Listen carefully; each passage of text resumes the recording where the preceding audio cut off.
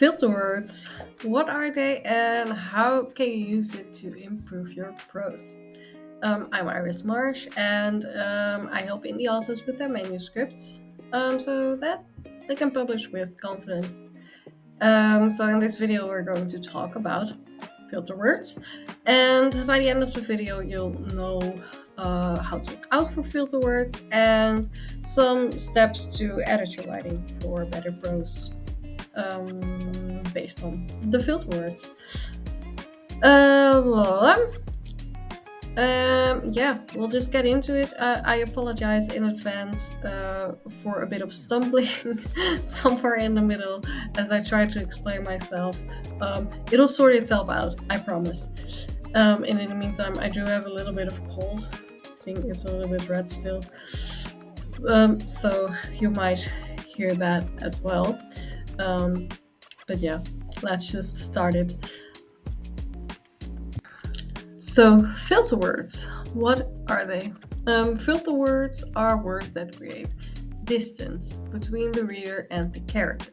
So, in other words, they filter the experience of the reader through the lens of a more distant narrator rather than the POV character. It makes it more apparent that the story is told by someone. So, filter words are a tool related to narrative distance, but only if you use it with purpose, right? With writing, you always want to make sure, for the most part, that you use tools with purpose instead of by accident. So we're going to have a look at some examples. So here it's with filter words. Slipping around the corner, Elsie pulled the letter from her pocket. Although London was only an hour's ride by omnibus or carriage from her home in Brooklyn, she realized she was not familiar with this particular neighborhood. She had thought of burning the letter right away, but felt worried she might get lost if she didn't bring this one along. And the original is: slipping around the corner, Elsie pulled the letter from her pocket. Although London was only an hour's ride by omnibus or carriage from her home in Brooklyn, she was not familiar with this particular neighborhood. She usually burned the letters right away, but she feared she might get lost if she didn't bring this one along. So here all of the filter words are gone.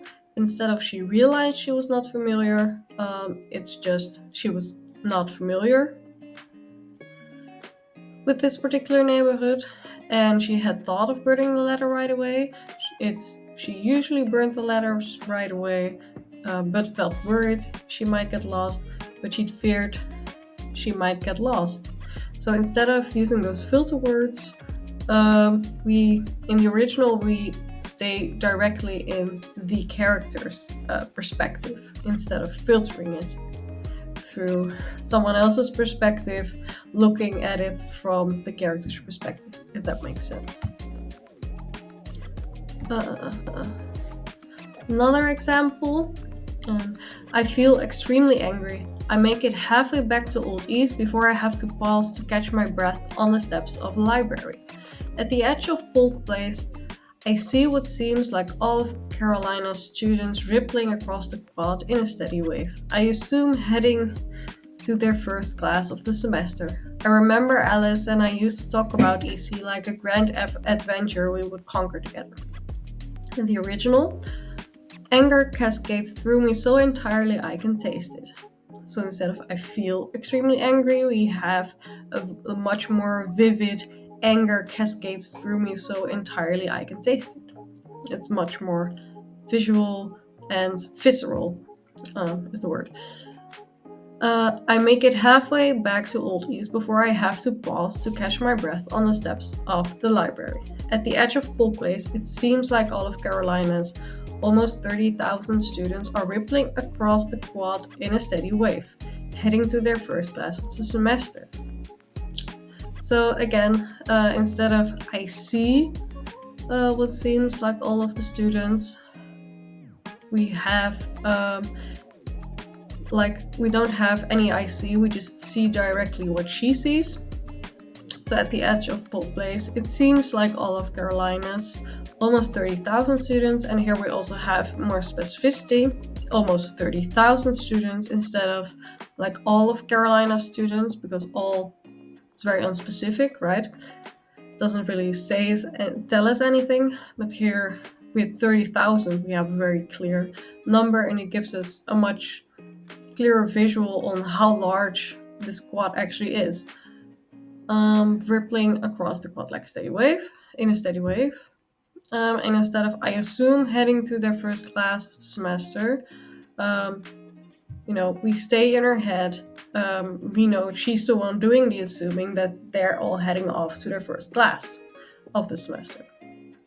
And then instead of remembering her and Alice talking about the grand adventure, she just says, before Alice and I talked about EC, like a grand adventure we would conquer together.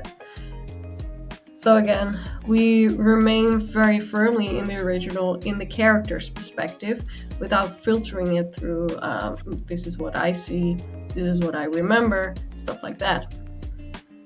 It makes it much more immediate.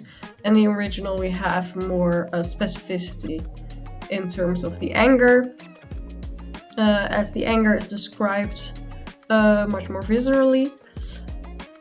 And in terms of the number of students, like what she's seeing is much more specific in the original. And final example, he thought that was probably the historian. Even after looking at her picture, Matthew expected Bishop to be older, given her professional accomplishments.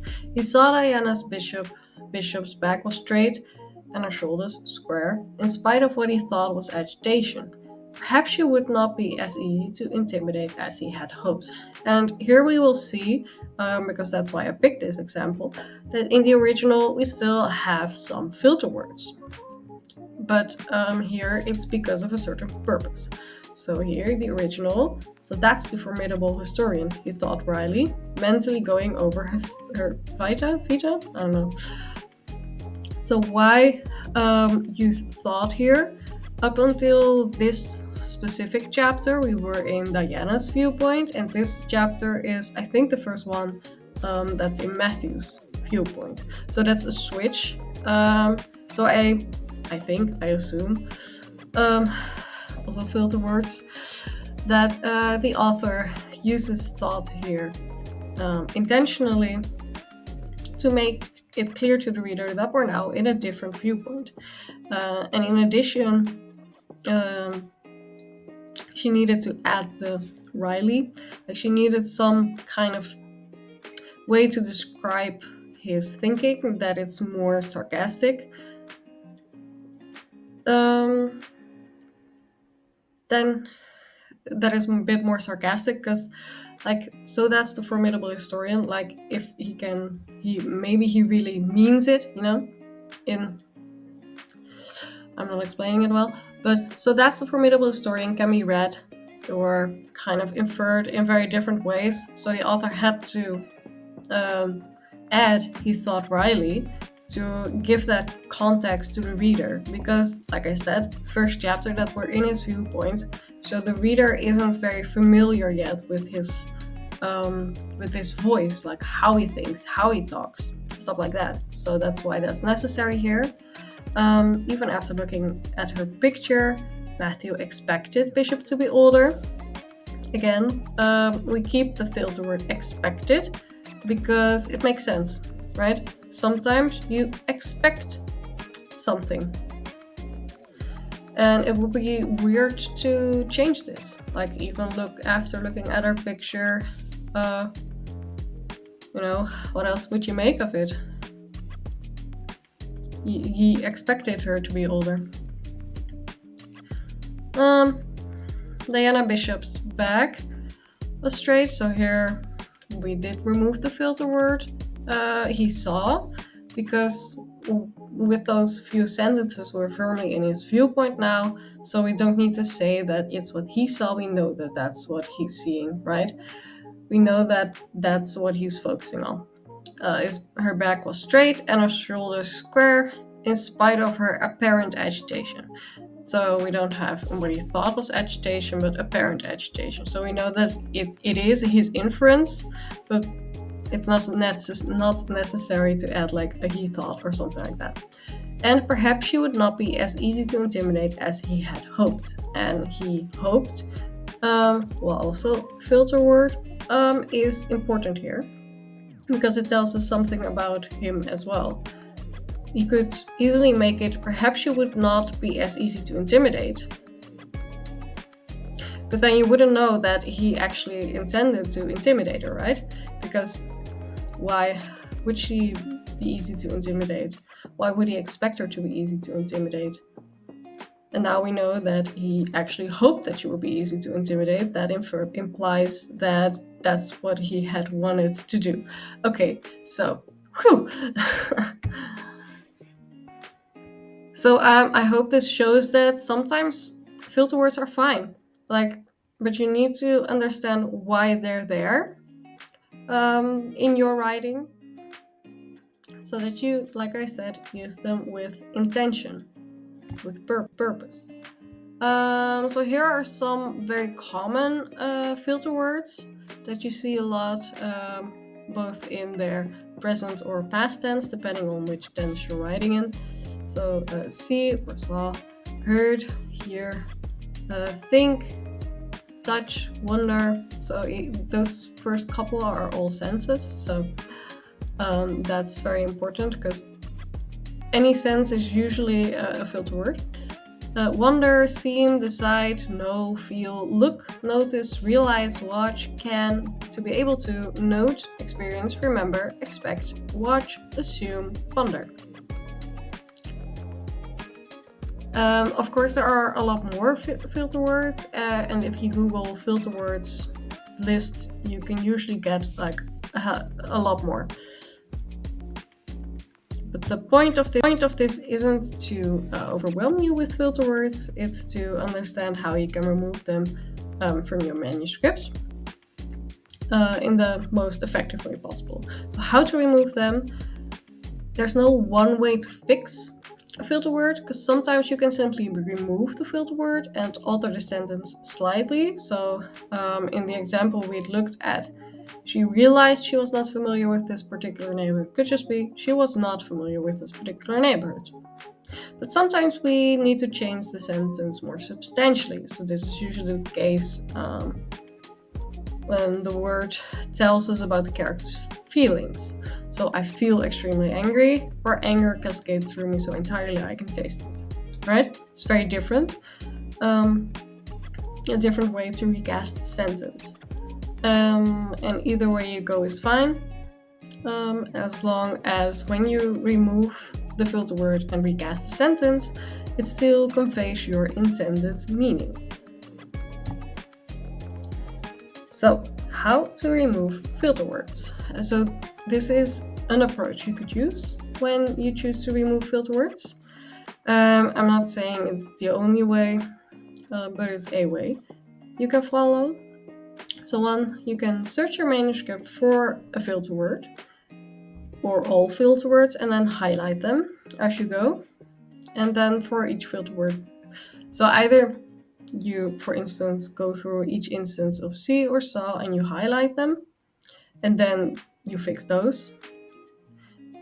Or you find all the filter words first and then you go over them to fix them. So for each filter word you highlighted, first ask yourself, is this word here for a reason? What's its function? Should it be here or should I remove it? Right? That's what we want to know. And if you can remove it, then you either remove the filter word and rephrase it a bit so the sentence makes sense, or rewrite the sentence without the filter word by adding specificity. Like for instance with the student example, we added specificity. Or rewrite the sentence without the filter word by using figurative language, which is also helpful, like with the anger example. Anger cascades through me is a very different way of feeling anger and it gives a bit more imagery to it. And then make sure that when you rewrite the sentence, you're inside your character's head. Doing it inside your character's head also helps with understanding how to remove the filter word. There are many different filter words. It's absolutely okay if you don't catch them all. So this is just some final words.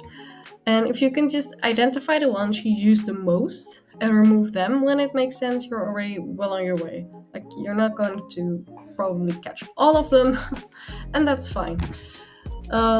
So please don't create this I don't know how long list and check all of those. Just pick like 5 to 10 very common ones that you usually have in your manuscript and work on those. And then if you feel comfortable, you can increase it a bit. That's it for filter words. I hope this video helped you understand what filter words are and how you can improve your writing by removing them effectively. And if you like some more tips on editing, you can also sign up for my free self-editing course, where you'll learn more about each stage of editing and how to do it yourself. I'll have the link in the description. And for more writing and self-editing tips, you can also have a look at my other videos or at my blog over on my website. And if you enjoyed this video, please hit the like button and subscribe to stay updated for more content. And I'll see you next time. Thank you for watching.